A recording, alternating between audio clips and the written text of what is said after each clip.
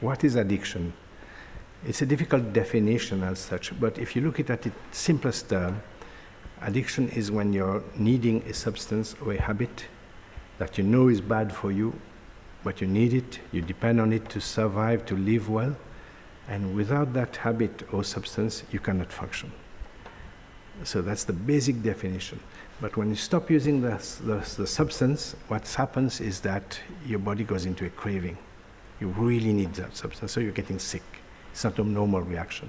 Secondly, when you're in the state of addiction and you're using the substance, you want more and more of that substance or habit, you know.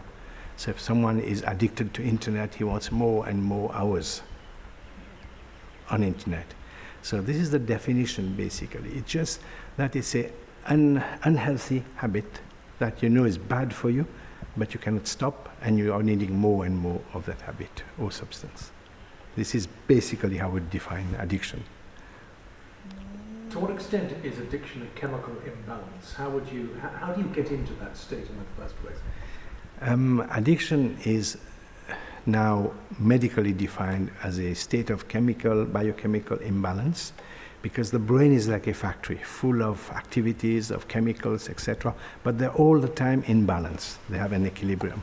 And when someone gets addicted, this equilibrium goes that way. What happens is there are neurotransmitters in the brain, different parts, and they're all the time sitting in some receptors, balancing, etc.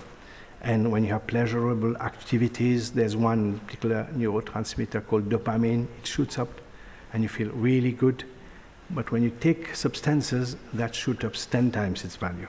So you feel way high and you're very over the moon.